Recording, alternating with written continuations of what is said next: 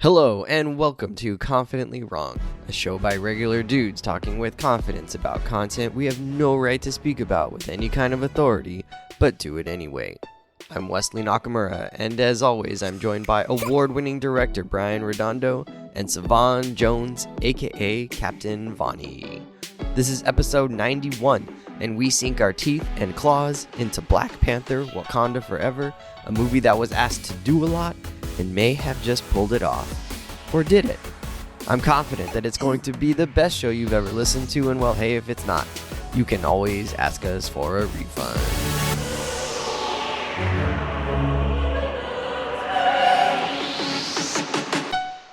Incredible!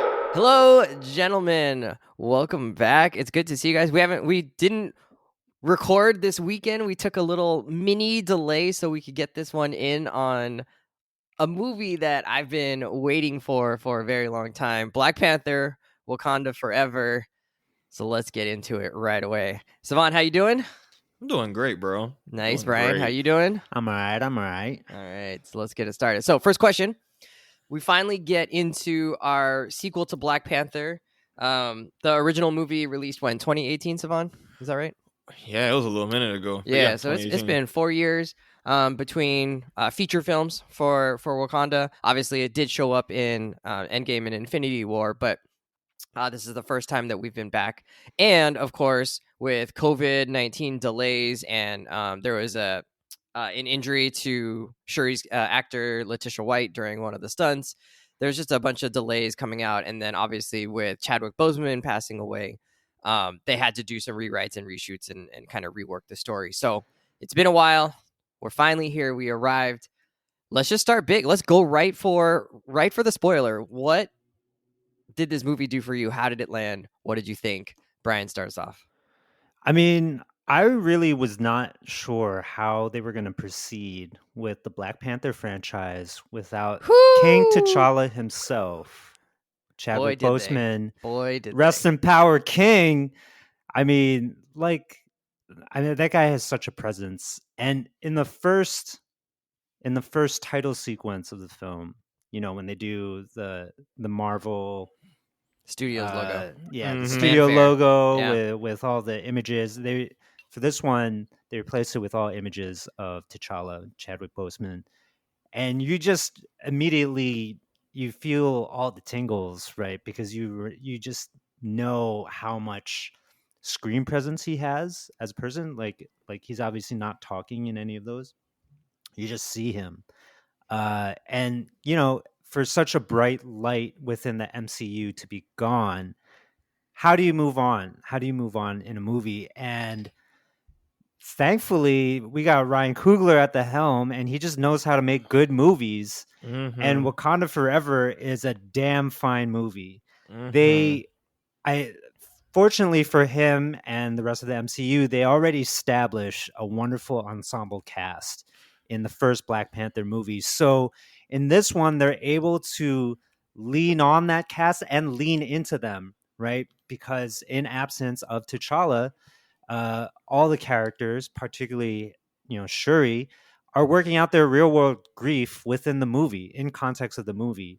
The loss of King T'Challa is the thing that is the cloud that hangs over all of the characters and is impacting all the decisions that they're making. And so, you know, this MCU movie, even though it's chock full of superheroes and fights and stuff, is still ultimately a movie about dealing with grief. And you know, the pain of losing somebody you love, and how do you proceed in life? Like what does that change in the people who you know, in the descendants of that person, you know, the relatives, the loved ones. And I think the movie does a fantastic job of centering everything around that and letting those emotions be the driver for the whole film. Well said. Savon? Ooh, man, Brian, that boy came out the gate swinging, knocking it like, oh my goodness, yes. So a lot of this is going to be echoing what some of Brian said, but again, tried to minimize trailers, Didn't really go in with any real expectations. I knew a little bit about maybe a couple characters who would appear, but I didn't know what to expect because you lose the lead of your franchise and you're going to move on with them canonically not being in the story. And I think, Brian, you said it best. The first movie already had an amazing cast of actors, and those actors just got to shine even more. And like the biggest thing I noticed was that everybody acted their asses off, you know? And, you know, obviously the line between grief and acting probably was blurred quite a bit in this film, but, you know, Angela Bassett was absolutely just bringing in the work, you know? Ooh. Tisha Wright, sure, it was, you know, I didn't quite know what to expect, but she was an amazing lead. It felt like, you know, it's like the sports movie where you lose the best person who's the leader and everyone else just had to step up, and everyone stepped up and some. And so it's sad, but it really showcased how talented the people in this larger project are and how this, you know, this whole production came together.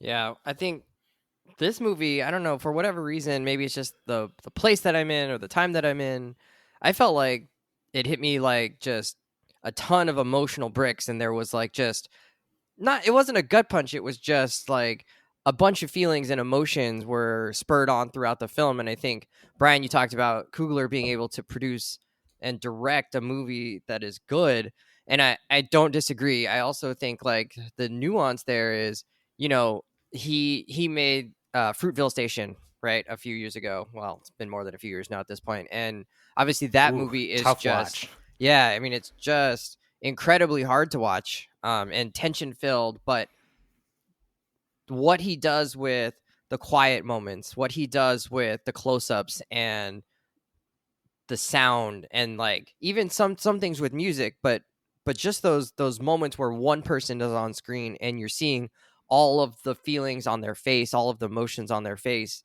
and in their body and in their stance. He's able to pull from all of those things he learned, I think, from doing Fruitvale Station and put them into this movie. Just the beginning, the opening with the funeral procession going from something that was somber and sad and also something that was celebratory and Savon, obviously, right? Like that's something as a New Orleanian, Yeah, you're recognizing, right? Like, hey, that's something that like New Orleans do as well. Yeah, we have second lines of funeral. Like, you know, every funeral I've ever been to has been a party as well. Yeah, and there's both of those things happen, and it's normal, right? And for most you know, Americans or Western culture or whatever, we don't necessarily mourn our dead that way, at least not right away, right? Mm-hmm. And but that is a tradition that does exist in many parts of the world, and so it was cool to see it played out that way. But the title card where you see the Marvel Studios logo, and Brian mentioned, you know, you see all the images of Chadwick Boseman and T'Challa. They took out the sound. There was no Marvel fanfare. Mm-hmm. And so you're in a room full of 200 strangers. It's quiet, but lit up because of the studio logo is lighting up everybody in the audience, and you hear nothing. You just hear breathing, right? In these moments where you can't help but think about Chadwick Boseman and about the character at the same time, but you're also sort of just reflecting on who else in here in this room with me has lost somebody, right? And here we are sort of mourning the loss of somebody we don't even know. This man is not our friend. This man is not somebody we are personal connections with. Speak for yourself, man. And yet, for whatever reason, right? He made it's the beauty of art. Yeah, it's the beauty of art. Right? The way that Coogler presents it makes that connection inescapable. There's no way around it. Like, you have to pay attention to and face the fact that like this man is dead, right? Like in real life, not just in this movie. And so, interesting and just, I don't know, super powerful. I couldn't get over why like this thing made such an imprint on me. I mean, the movie Blue Bayou that I watched over the summer that I told you guys about, like, this probably rivals that in terms of what I was feeling, and that's crazy. I mean, that was an independent film that was based on a true story. Yeah, and this was a mega super blockbuster hit, and you got almost the same level of depth of emotion coming out of its audience, and like what an achievement that is, without, I don't think, exploiting Boseman's death. right? I Right, think right. they had They to weren't walk a trying to fine cash line in there. on it. Yeah, you had to Yeah. walk a fine line there of acknowledgement and grief and mourning without doing too much with it. And I think Coogler did a great job with that. So hats off to him. Mm-hmm. I mean, I must yeah. say, like, if I die and all my friends and family aren't wearing white and doing a choreographed dance, like, well, life isn't What are we worth doing? it, man. What are we Yeah. doing? Yeah. What the hell? I thought we were fam. What's the deal? Hopefully my people do that. Hey, you know they will. That's right. So we got a new character that we have to talk about. Mm-hmm. Namor, as they called him in the movie, Namor in the comic books. First introduction into the MCU with his green boxer briefs and amazing vestments of vibranium. A lot of changes were made to him from the comics, and this is something that Savon's I'm interested to hear about from Savon. So how did we feel about him before we get to those differences? But how do we feel about him just as that antagonist, a little bit of a villain, right? He's trying to annihilate the surface world. But what did you think of him as a character? What did you think of his Not ability? quite to a villain. Yeah, he wants all of us to die. but Whatever. But he's also got some. I want to talk about this, but he's got some empathy to him. And so he different in a very different way, right, than Killmonger, who had zero empathy for anybody. So, anyways, Savon, did you feel like Namor was able to move the story along and provide that? I don't know about foil is the right word, but provide that like presence that we're looking for in a movie. I mean, absolutely. I loved everything they did with Namor for the movie. First of all, in the comics, he's not. They really had a very fine line to draw because, first of all, just curious, did he feel like an Aquaman analog to y'all? Did y'all find yourselves comparing him to Jason Momoa's Aquaman at all? Not in the slightest. This was its own thing, like fully realized and rich. Like it made me forget that Aquaman even exists. Okay, cool. Because that's just a good unprompted question because they changed a lot and they clearly were very intentional and did a successful job in distancing these characters. Of course, for people who don't know, they're basically analogous characters, even down to their backstories right now. For what it's worth, Namor came before Aquaman, but regardless, they had their analogs back in the day.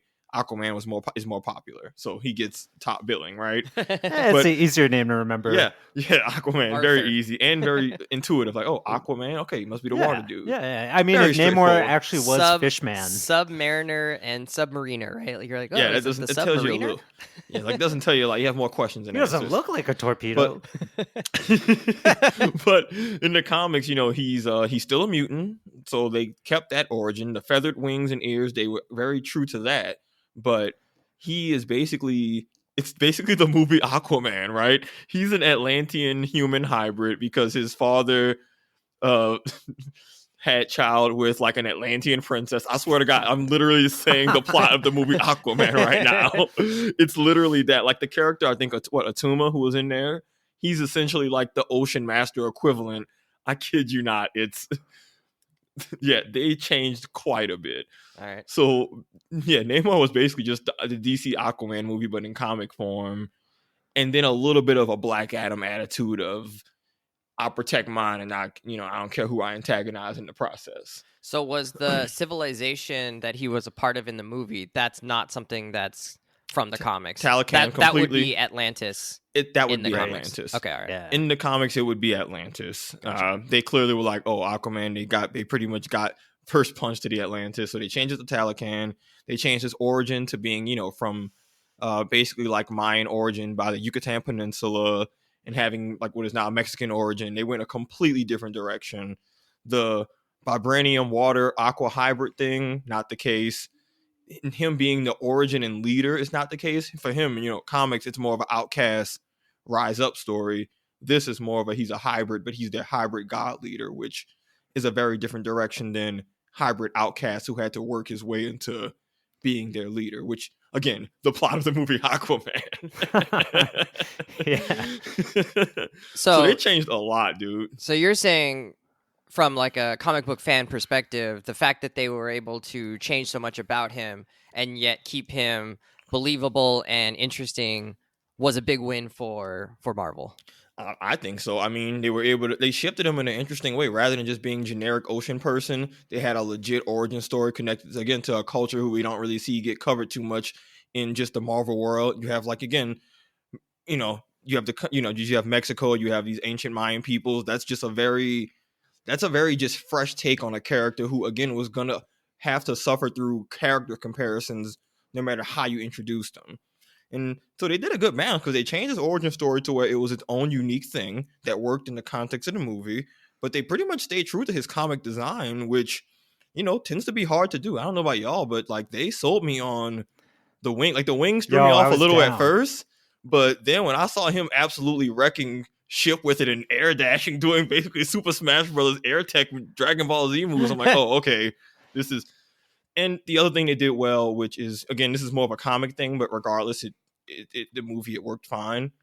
The Atlanteans, Talakan, and Wakandans are like very much superpower rivals. There is one of Black Panther's biggest rivals is Namor because they're basically the two leaders of the two super civilizations on Earth. So who have a bunch of your boy controls the oceans and then the Wakandans have all the vibranium.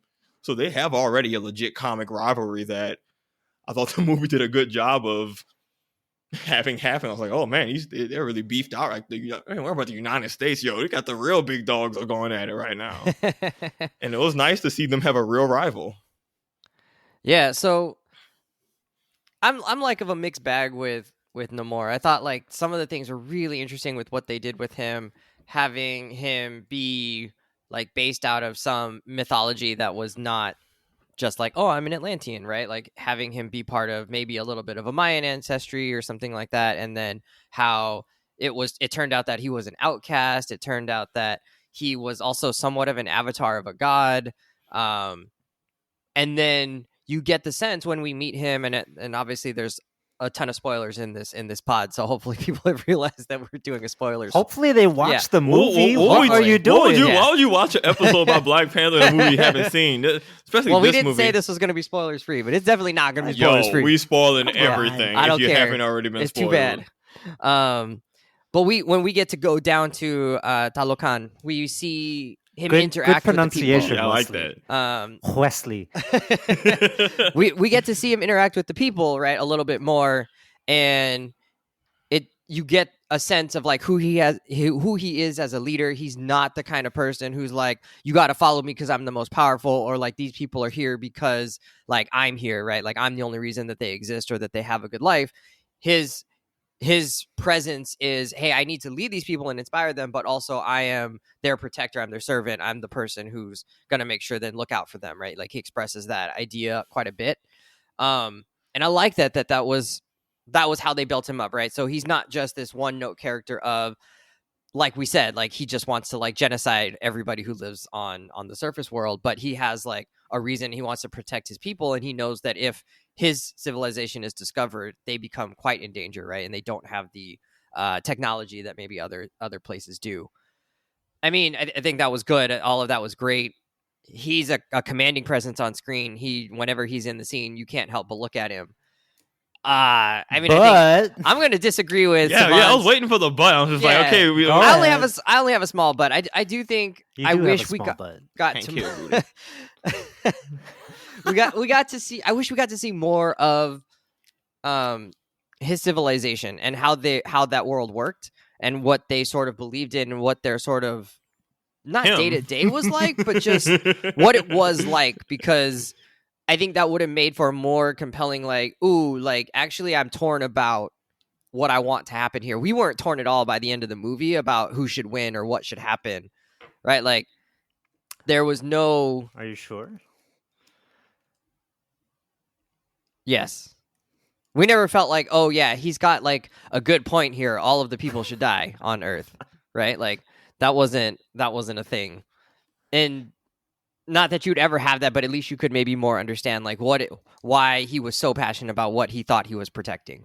Well, I think there's another way to read Namor here, is that he's political, right? And he is very strategic about what he's doing. He's obviously trying to. I don't know if he's trying to political. He's tactical, right? I think he's very political here. I think, and Agreed. that's one reading of this, right? That he knows what's at stake for his people. He knows that Wakanda has a role to play that can serve protecting his own people. And there are a number of ways that he can play it to get what he wants, right? And so when he ultimately stands down at the end of the movie, there's, and credit to the guy that plays Namor. Like, I think there's a lot of nuance in how he's going about these things. And so when he says, this standing down ultimately put Talokan in a better situation, is going to make us more powerful.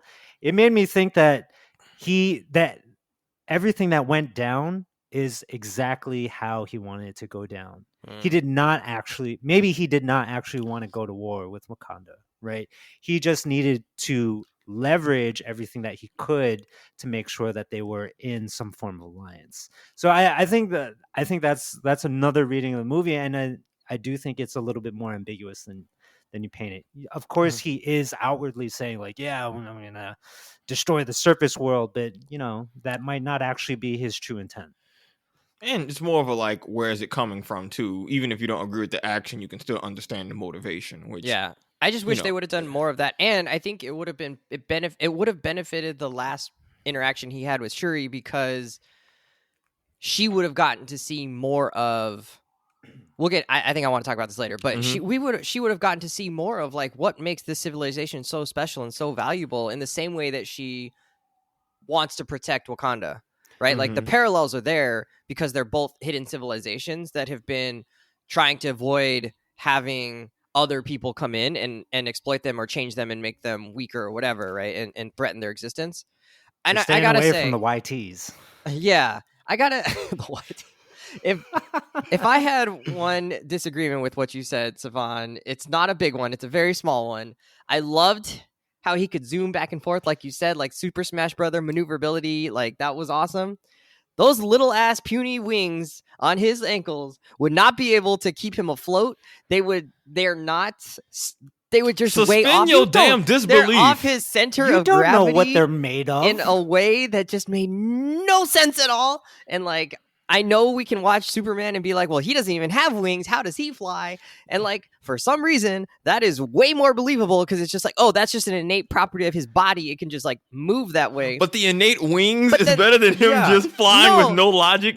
But he was born with wings on his ankles. If you have wings, you assume that they work like other wings.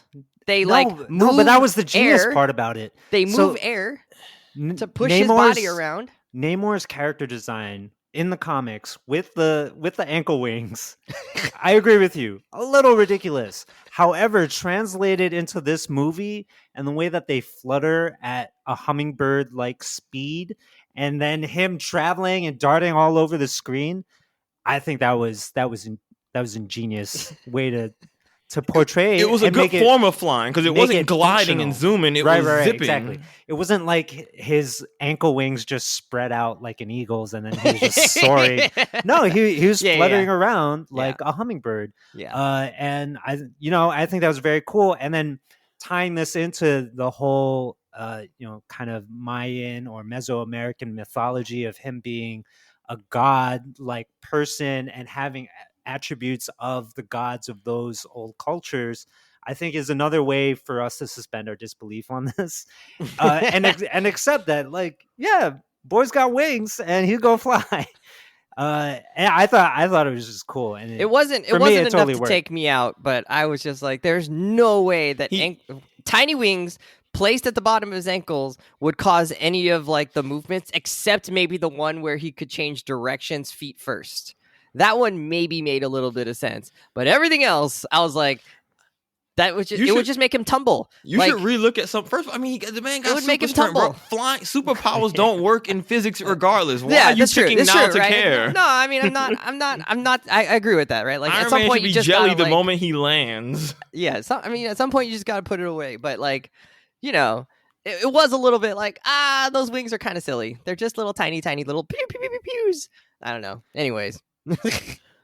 I'm someone who was not a fan of the design in the comics, and I thought they made me a fan with the way they translated it. Yeah, but I like that he could, like, stair step, like he could, like, almost like speed skating. Like he could put his foot out and then like stop and change directions. That was cool. Yeah, I felt like he's using his, I felt like it's like he's skating. It's a full bed just because he got like a full body motion. He's using his got to have a lot of core strength to use them things too. I mean, I think overall, like this reinterpretation of Namor, who like also the name, fantastic, right? Namor, like that works so much better than us calling him Namor or Submariner. The Submariner is like, I mean, like them actually building in all this real world history into his backstory just gave him like such motivation and presence that I think the character could easily be just written off if they stuck to the comic book version as an Atlantean. So, like a guy whose people, in real life were eradicated by colonialism, but here is like asking the question, like, what if they didn't die out, but they just went into hiding?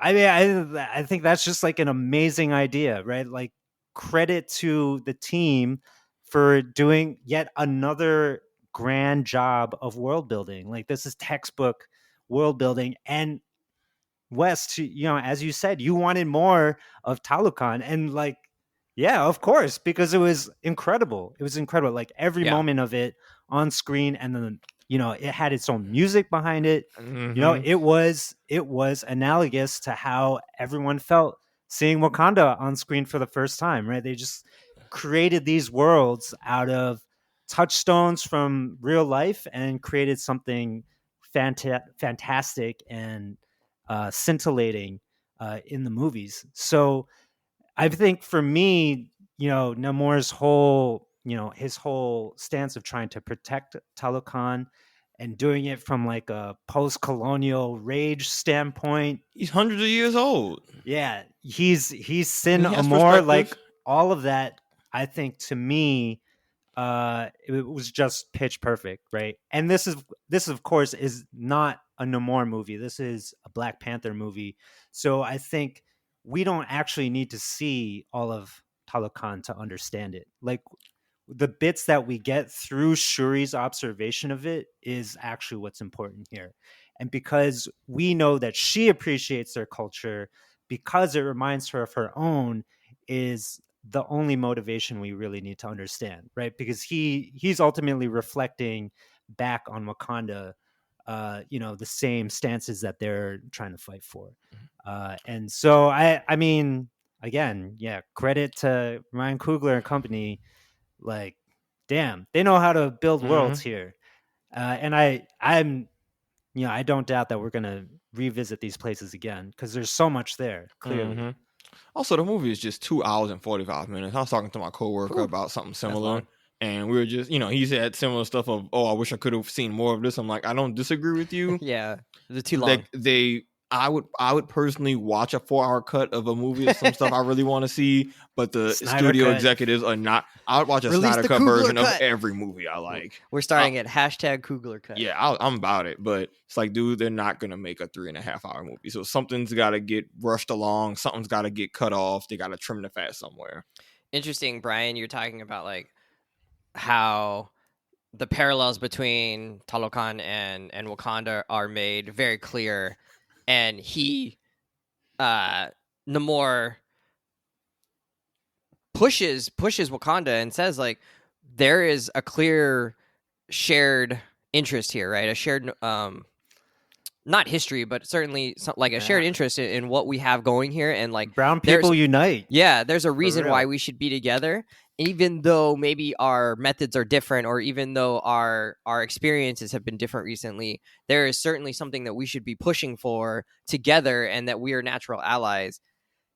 And right, and so it's like this twist on, yes, okay, I want to, I want to destroy everybody who lives on the surface, but like, don't you? Right, like he's trying to get them on their side. Because he's like, you've experienced all of these things as well. I've watched you guys have to go through this and been ridiculed and been tried to be manipulated and exploited and all of this. And therefore we should work together, right? And he puts them in this bind of how committed are you to your philosophies? How committed are you to your ideas, your culture, your allyship? See, I think he did that in the first one, right? Killmonger puts Wakanda in the same bind. And so Coogler and his writing partner have have done a great job of identifying like where can we actually use Wakanda's ideologies and strengths against themselves.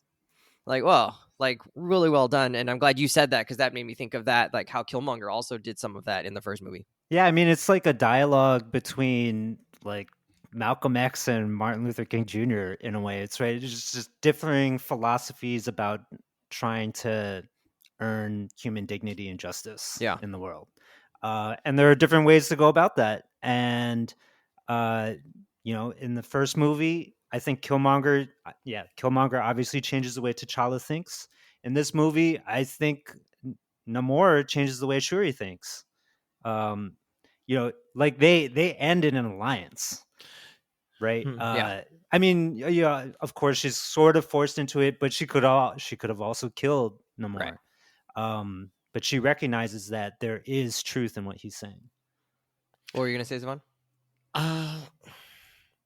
I actually think that there's less of a philosophical battle between these two than we realize. They're actually pretty much the same.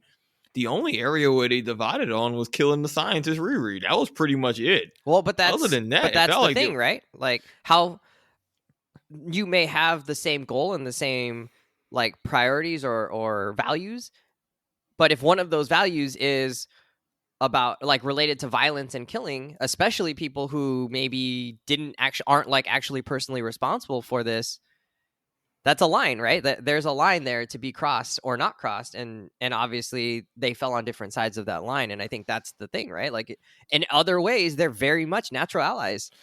I guess it's just I guess in my eyes, the Wakandans aren't as innocent in this as I want them to be, as we want them to be, only because I mean I guess it's complicated, right? Because they do have the Wakandan outreach centers in places we're trying to raid them. But that's what makes this cool. But there's valid points about their isolationism actually being bad for other places around them too. Of like, oh, y'all are actually hoarding resources and not like and that was explored in the first movie quite a bit, which you're right. That was so I don't know. It's interesting. I do like just the conflict between them. It was fun because I was very torn throughout the movie. I'm like, yeah, up until the Surface World War part, Namor had like one of the best points. I'm like, yo, yeah, killing this girl, yeah, she's cool and charismatic, and we like her, but like, yo, in the context of your goals, he's right. Like, killing one person for your people does, that does track.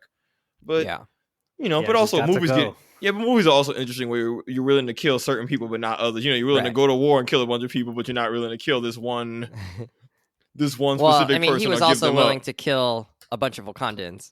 He went after the queen. Yeah, he did say if you. Yeah, but also the Wakandans drew first blood.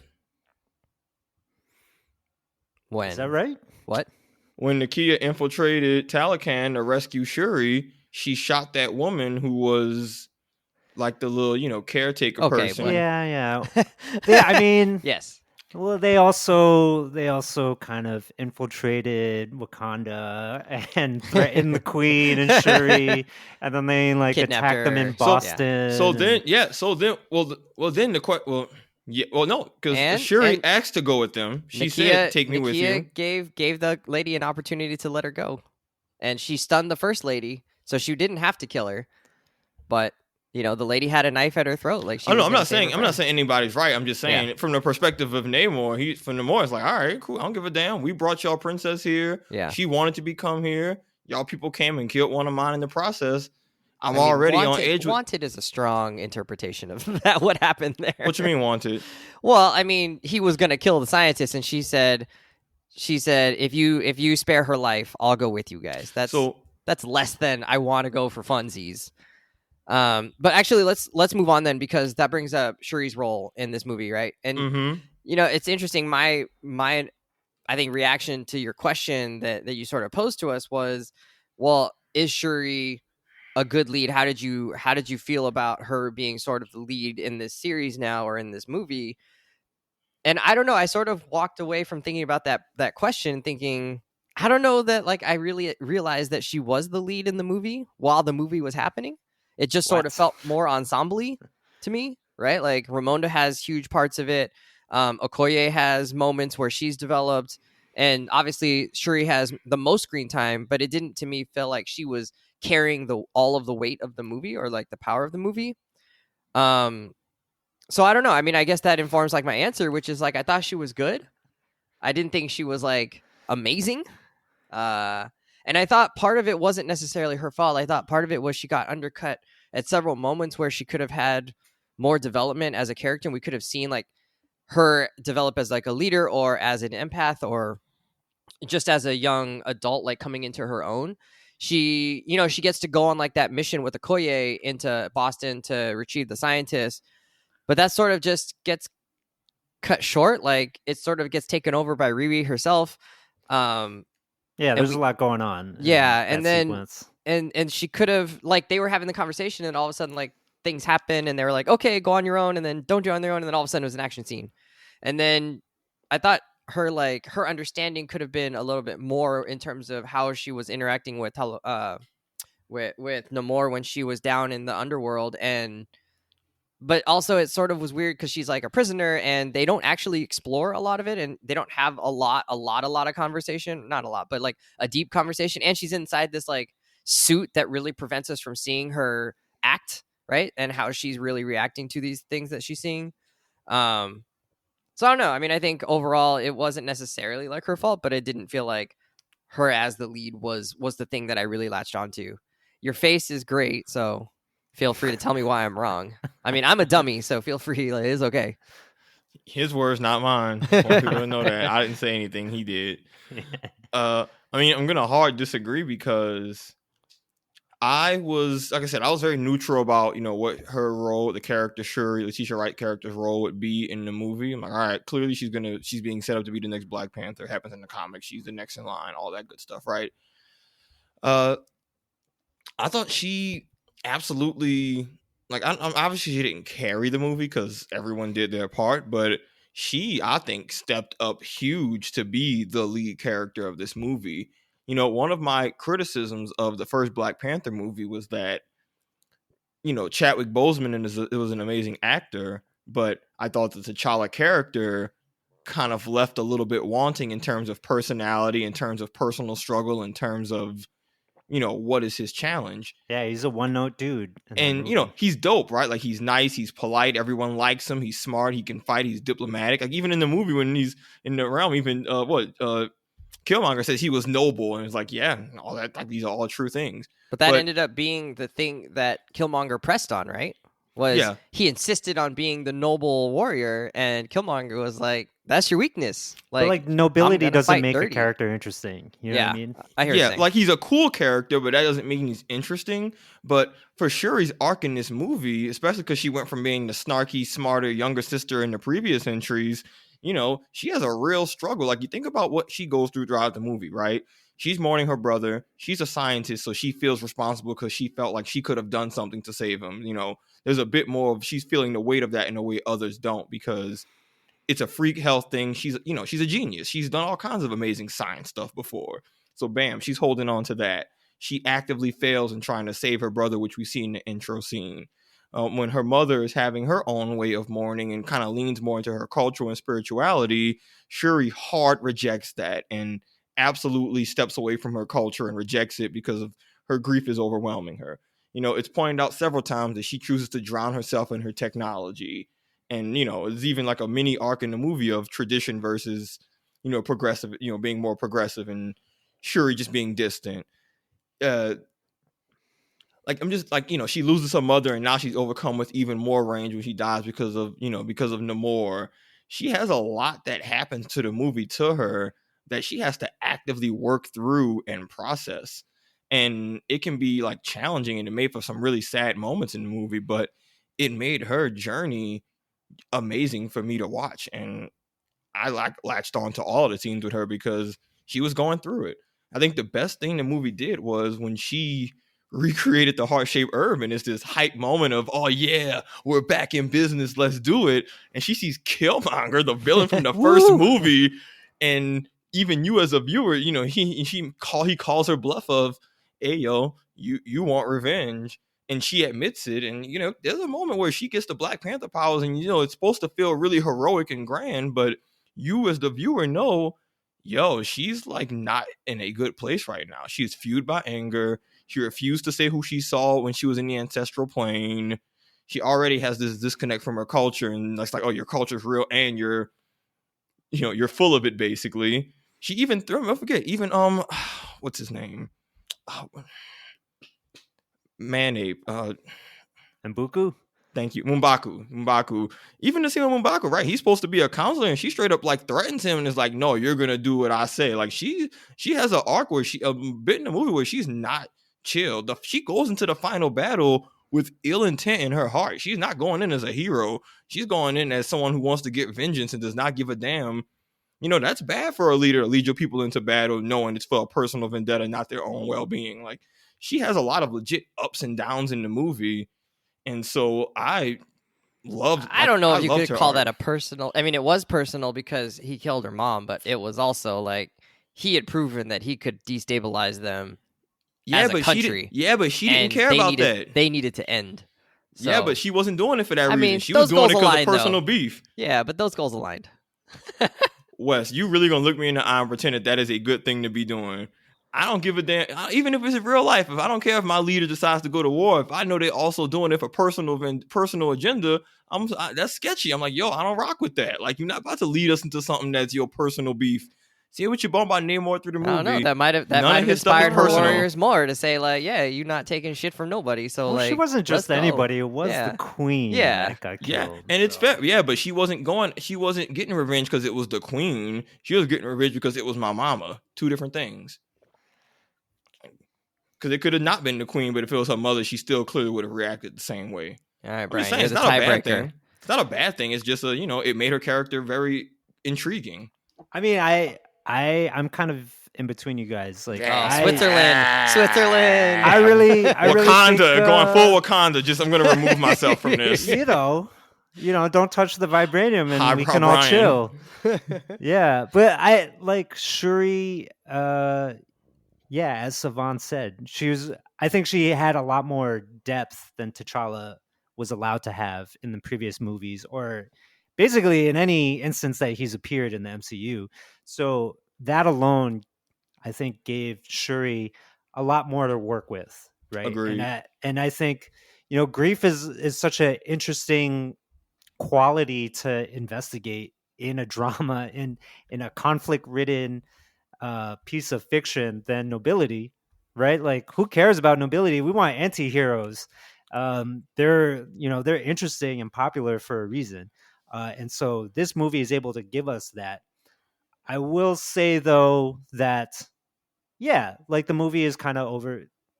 Yeah, it's questionable. It's arguable whether or not it's overstuffed. But, obviously there's a lot of people who have a stake in everything that's going on in Wakanda. But I do think that Shuri's own grief, combined with the grief that the Queen is feeling and that Okoye is feeling, all of that is able to come together and pull the film forward. And I think that works really nicely. Is she the right mantle for Black Panther himself or itself? Or, like I really enjoyed her final fight with Namor. When she rips off the wing off his ankle, like that was such a boss move. Yeah, that was brutal. Like, really cool. Snatched. And of course, her getting impaled by his spear and then having to chop it off and that didn't make no sense. Walk through it. I don't know how she survived. That didn't make no sense. That was the only thing that just legit took me. I was like, what the hell's going on? And she pulled. Then they had to keep it PG. What is this movie? PG-13? Is that the rating? Yeah, I'm like, they couldn't even show blood, the impale blood. I'm like, come on, y'all gonna impale somebody, and then if you can't show blood on the withdrawal from an impale, just don't do an impale. I mean, maybe like that's part of the heart flower. She doesn't have any blood. Like, when this thing goes on Disney Plus, the suit sealed. We're not seeing any of that anymore. Yeah, I mean, the suit has weird qualities that go unexplained. We don't. It went through her. Yeah, but the suit seals itself.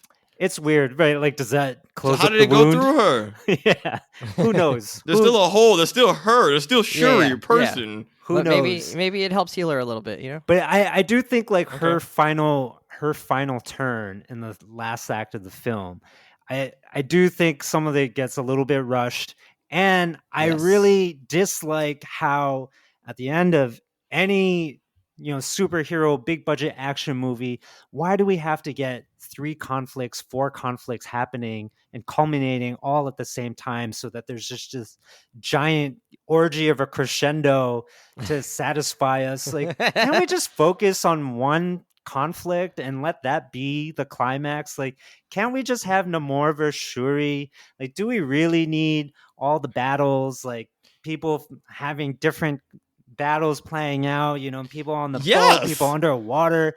Like, it's so Yes. unnecessary. It's just like Phantom Menace. What like, you want the rest of over the characters and to be over and doing? over. We People did gonna this bitch in about what Black the other people Panther. doing. They don't need to be People doing gonna ask, where's anything. Ironheart during all this? Where's Okoye? Where's everybody? They fighting. That's what they doing. Like, did Ironheart- They go in Okoye, good hand. You can't have everybody jump Namor. did Okoye need to be Blue Angel or Midnight Angel? Like, that looked ridiculous. Why does she look like She was right. Abe Sapien from Hellboy? The underwater. Like, No, the underwater. from- Oh, which yes, is yes, also yes, Guillermo yes. del Toro. Yeah. No, you're right. The Shape of Water. Like, why? That made no sense. We didn't need it. And I think all of that detracts from Shuri's own arc, right? Like, when she has that powerful moment, when she's considering whether or not to end this dude, and we see her thinking about all the parallels between Talokan and Wakanda, right? Yeah. That gets removed when we see Midnight Angel. Like, come on. We don't need that. We don't need that.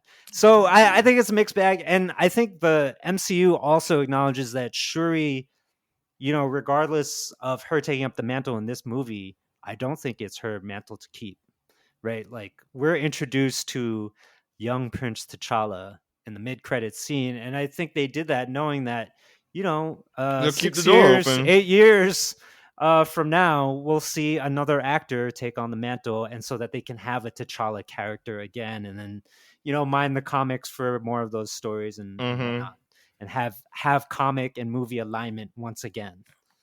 So so I think this is going to be sort of a short-lived thing for Shuri. Well, either way, she was relatable. That's what I think I enjoyed the most. Even if it wasn't perfect, a lot of everything she went through felt relatable, and I think that's what made me appreciate it the most. I'm like, because to your point, grief is a very universal thing. A lot of movies, if you're trying to connect to your audience, certain things people just can't relate to. Like, no matter what, like I'm being not a king. I'm not the exiled. I'm not the exiled son of of a prince who was a secret spy in another country. So, like, I don't have a revenge Assassinated by his brother. Yeah, like, sorry, my uncle didn't kill my dad and beefed out and then banished me to another country, and I lived in exile.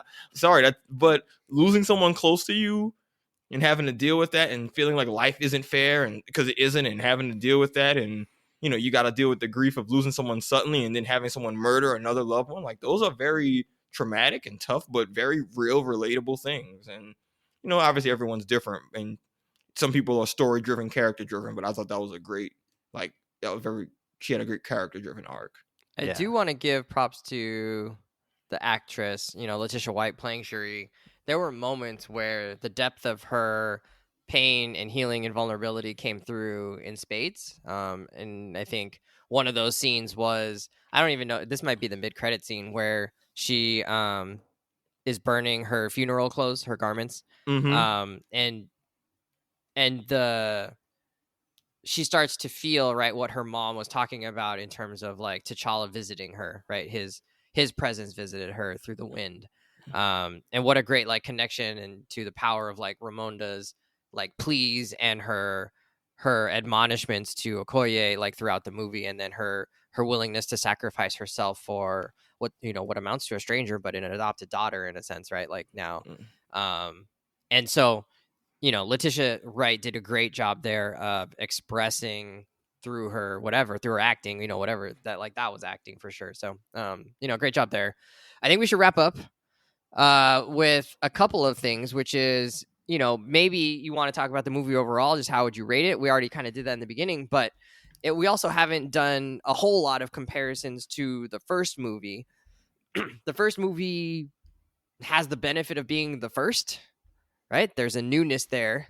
And this one comes with the weight of expectations and obviously the missing, movie star. How did the two compare for you?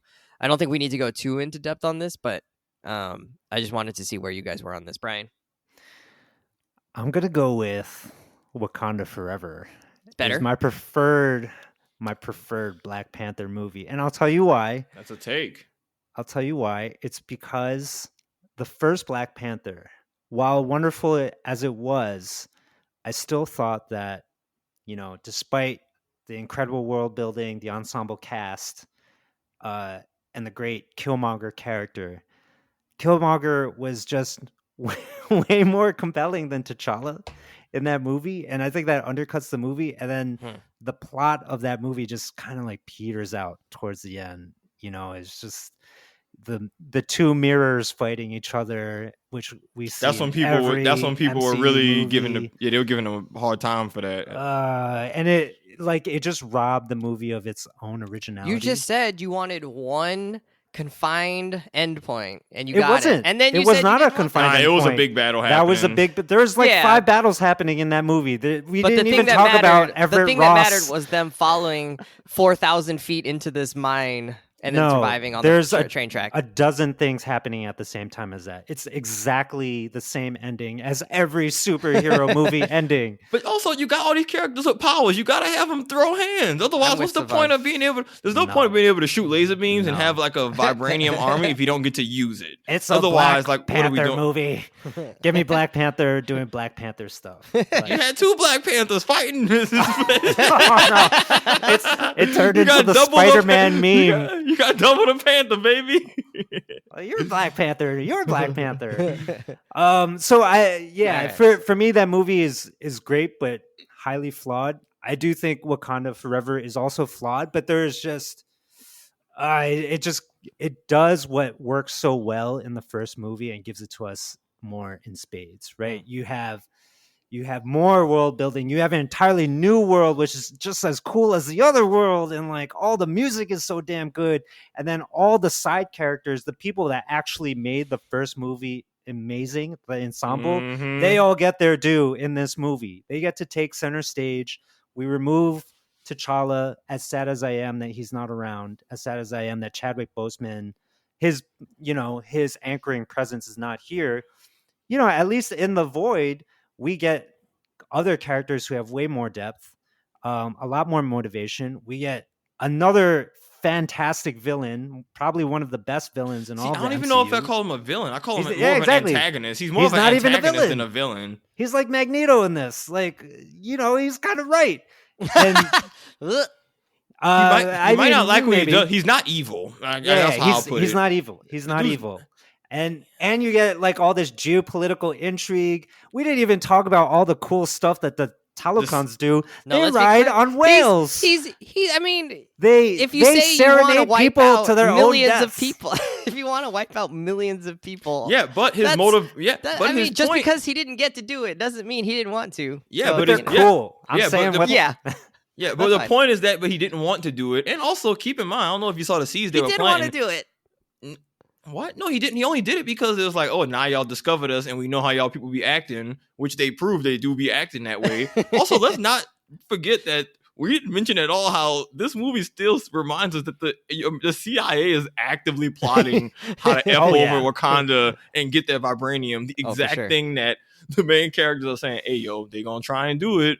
The whole like C plot of the movie is the CIA trying to like they're setting up the vibranium wars arc in the comics where it's like, yo, they about to get it. They're trying to get their hands on Wakanda. They're kind of say, hey, you gonna get it if you want. Like, all right, they clearly gonna do it.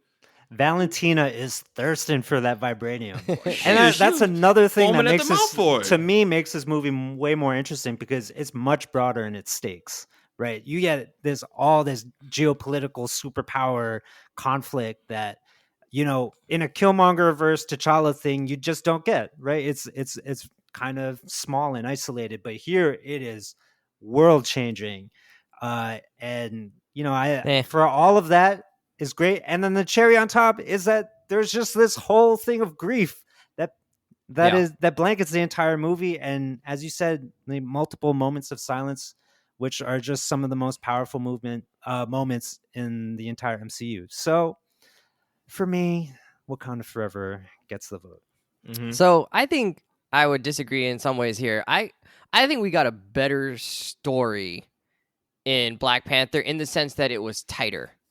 There weren't all of these like threads. We didn't have distractions, right? Everything was like boom, boom, boom, boom, and everything like just rolled right into the next thing, and everything was tied in to this one story. There was you didn't have Thor, you didn't have wider MCU, complications going on. It was literally just this is the story. It's just about T'Challa and him becoming a leader and what kind of leader he wants to be. Period. End of story. And that to me helped feel like more that the story made sense, that every part was motivated just by story and not by MCU megaverse building. The like I thought that was better in that sense, and I don't think we got quite that in this one, and that's just how it's going to be sometimes, right, with the MCU.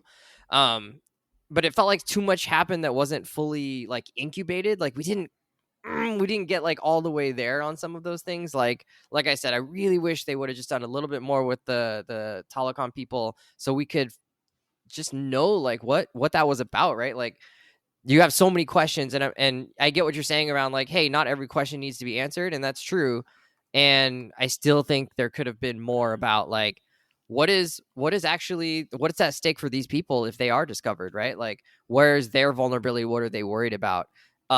Because if they're an all-powerful nation, like what, they don't have anything to worry about, but we don't know, right? We're not presented with those things. We didn't need Riri Williams at all. She did nothing. We didn't really get out. Oh no, I was saving I for love the end to Riri. talk about. I was like waiting to say her. like we haven't No, talked I liked about her, her. but we didn't need her. She didn't contribute to the story. You could have taken her out and nothing She's would the happen. impetus of the entire plot. Not really. Her inventing the vibranium detector is literally what starts the entire conflict of the movie, because that's what makes the Talocan people be revealed to exist. Like literally, that's what sparks the plot. But I mean, it's just not. She's not like the reason for that. It's like that's not. She's not like a central piece to this. Like you could have taken her on literally like just rewritten that a slight different way without her. She was the piece on the board that made it to where there wasn't going to be a peaceful solution, because she was a human life, not just a random concept. She's a person who is like a teenager, and if you didn't have like, I think, an actual relatable, vulnerable character who was, doing that, then it would have been way easier for them to be like, hey, yo, we should just be neutral and not do this fighting shit. Yeah. Also, she's a young black genius in science and tech, just like Shuri. Yeah. Also, she's dope as shit. I think that connection and the relationship that they feel with one another and the relationship that Ramonda feels with Riri are all necessary to motivate how Wakanda treated said scientists. Like if it was just some random extra, basically, I don't think you'd be able to have this great conflict that they end up having. So I don't know. I hear what you're saying, Wes, but like, and like that friendship she's also wasn't necessary. developed. How many moments did they actually have together where they actually like talked about things that mattered to them? It wasn't that much. When they were inside, Like, they when they had were a at chance- Talocan, when they met at the university, They had a chance. When after they the were mama in died and they were Wakanda. preparing for the battle. No, they had a afterwards when they chance were in like, the "Hey, gotta prison. take the suit." I don't remember what they talked about. Well, in the Wes, prison? that's a you problem. Also a me problem. This is true. I think there's some sparks flying. She on literally, she But literally wait, talked about. I want to say why I really did like this one though, right? There's no doubt in my mind that this one, compared to the first movie, was more complex. We got more emotional character building, right? Like we got to find out way more about how these characters respond in moments of hardship, and how the society responds in moments of like you said, loss and grief, and when they're pressed and when they're pushed, like what do they do? And there was real pain and anger in the relationships at a much deeper level, and even amongst allies, right? Like Ramonda chastising Okoye, Ooh, right? They're what a scene. they Tore are her allies. down. Yeah, they are allies, but she's saying like what we're doing right now is like I am like pissed off at you. Like you let my daughter go, my last remaining child. Your job was to protect her, right? And so the scope of her pain is made clear, and Okoye, understands that and what that means to her, right? And so there's just a lot of those like moments where I don't think we got that in the first Black Panther as much. So I did really love that aspect of it. So I don't think I could choose between the two. I just think they excelled in like slightly different ways. And then that was sort of my thoughts on like comparing the two. Way I to don't know. rein it back. Thank you. Yeah. No, it wasn't like, I was like, this is like way better or way worse than the other one. Absolutely not. I thought this one made me have way more feels, and in some ways that's more successful in terms of a movie, right? Like if you can connect with an audience and make them feel things as a movie maker, I'm sure, Brian, like that's a huge win. That's what my guess would be. I've never I made a try to movie. not let audiences feel anything. Oh, okay, all right. Savon, what do you think? Be the decider here. Yeah, they make me feel different word. things. Yeah, they make me feel different things. So, and I was talking to coworkers about this, 'cause I saw it with them. At its root, Black Panther 1 gives you a better feeling of wonderment and fun, like you're going to an amusement park for the first time. And its world building is unmatched, just in terms of what it was compared to. Nothing existed before it. Nothing's going to touch that. So from a world building perspective and visual wonder perspective, I'm going to, Black Panther 1 has the edge. And maybe in some regards, in terms of the story, I think I agree, Wes. It is a much tighter story with just not as many extra things, because they're not introducing nearly as many characters. But what Black Panther 2 does is it's the most mature. I would say it's the most mature and least like quippy comedic MCU movie across the board. Oh, thank God. There is God. not a lot of humor in this movie. Like the only humor really is probably like Riri, and she has a few moments, and even then, outside of her like few humorous moments, like it's a pretty somber movie across the board. This is that not dorm room scene where they're both that like, was you great. brought a spear? Yeah, like, which by the way, I still, just to cancel out your nonsense, as an aside, she was a very fun character. Again, I like when characters feel real. She felt like a real person. When she ran up on the boy like, yo, man, this is going to be a band now because you not hitting me with that Venmo. I'm like, yo, that's real shit. Bust up that money. I loved all that. But when she asked for some of the Black Panther juice, also very real. Yeah. Basically, and the funny thing is, I feel like she was talking about Wakanda the way Black people in real life talk about Wakanda. Oh, yes. Exactly. Oh God, everything she was saying, I was sitting there like, yo, okay, I'm glad that I have a voice in this movie that's saying the things that I'm thinking. Like, yo, man, this shit different. But anyways, Black Panther 2, extremely emotionally mature, much more serious, character-driven movie. And so I think I put him on like equal tiers. It just comes down to, what do you like? Do you want to have a sense of wonderment as if you're going to, an amusement park, which Black Panther 1 gives you? Or do you want something that's, very mature and adult? And, like Black Panther 1 honestly appealed to like the younger side of me. And then this movie appealed to the adult in me. And it's nice when comic book movies can be able to hit both sides of the spectrum. So in terms of my personal preferences, I'd probably lean more Black Panther 2 because I like character-driven stories a little bit more. And so Shuri alone just elevated that movie in a way that no one else really did in Black Panther 1. Like, I thought Killmonger was a great character. I don't think Michael B. Jordan was a particularly great actor. And I kind of felt... Yeah, I'm not. His performance, I was not sold on his performance very much. Oh my God. And then I felt like Chadwick Boseman was an amazing actor, but then T'Challa wasn't a super great character. But regardless, different tiers. Do you care about world building and wonderment, or you care about a mature story? Just depends on preferences. I'll probably lean 2 a little bit more. Do you prefer The Phantom Menace or do you prefer Rogue One? That's what you're saying here. Oh my God, I've been watching Andor. I know we're not bro, chill out, Andor man. I love Andor. Yo, that wasn't necessary. You can't help yourself. I can. I really can. But really, I'm also excited for Riri having her own series that's still going to be coming. And I'm sold on the character and the actress. I like the actress a lot. She just feels very real. And I thought they did a good job with the casting. Yeah, perfect casting once again. I reserve judgment. We'll see. I'm not sure about her suit design. It seemed a little Bubblegum Crisis to me, kind of anime-like, which is kind of cool, but maybe a little out of place. A lot of Black people are into anime. Yeah. I don't know. Also, hopefully, beyond that, hopefully they give her just an aesthetic so that she's different than Tony Stark. Because the other thing is, if you have it too similar, everyone's just gonna, give her her own vibe. Even if it's weird and a little off-putting, I'd rather her have her own personality than just be, copy paste Tony Stark, not have her own style. Yeah, so if they can explain it that she loves anime and manga and Yeah, that she's she just a designed nerd. it off of that. She Well, she but built she her own had- Gundam or something. I'm She down had for that. Stark designs on her bulletin board, so I think that's also why you get some of that influence in there, right? Like having Yeah. the arc reactor on the chest and stuff. Yeah, but her show she's probably sort going to of explain a iterating bunch. off that. Yeah, hopefully. And she's probably going to appear in Armor Wars. Between her, for sure. she's going to appear in Armor Wars. She's going to have her own show. She's going to get a lot. They planted seeds for her that were not distracting that are going to be exciting down the line. Sounds good. You heard it here. If you're a child, you like Black Panther 1. If you're not a child, you like Black Panther 2. We're not children, so we liked Black Panther 2. I cried like 4 times in that movie, bro. I've never It's cried that so many deep. times in a movie in my life. I wouldn't. This is not a children's movie. Yeah, it was a lot. There was a lot going Yeah. on there. It'll be a while Yeah. before I can watch it again, for sure. Even though I Shit, want I'm to. going- I'm going this I weekend. gotta watch it next week. I'm watching it with my family. All right. Well, listeners, let us know what you thought of this movie. It's, probably the best MCU movie we've seen this year. I know that our best MCU property we've seen this year. Just amazing work. We didn't even talk about the visuals. Some of the visuals they had, the lighting, everything was just like chef's kiss. Painting, painting on just I mean it's not film, but great use of slow motion. Like I'm looking at you, Black Adam. Like, don't give me that stuff. Give me tasteful, right? Yeah. Use it at the moments when it matters. yeah.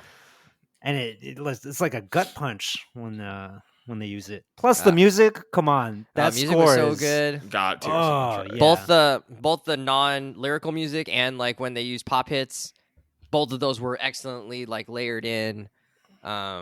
Rihanna's what is that song that they play at the end by Her Rihanna? new single, Yeah, the ballad. and they kind of slowed it down, or maybe it's already slow, but it's just slow and quiet and works with the movie. I mean, there's just they matched the music exactly how they should have, and to make the most impact. So amazing job. I think Ryan Coogler deserves all the kudos in the world for what he did for that movie, and then obviously everyone who makes that happen in the cast and everything. So pretty cool.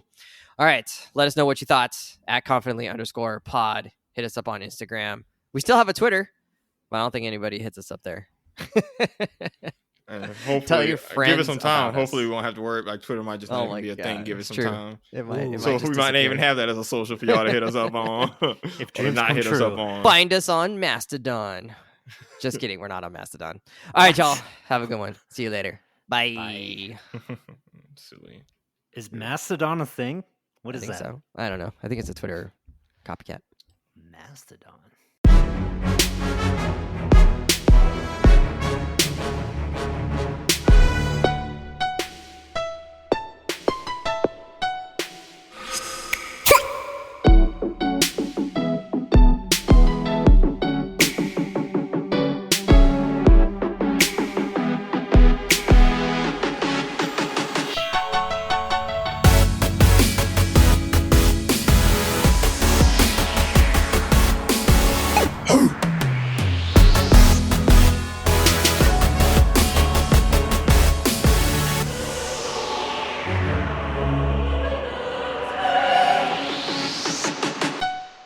Incredible!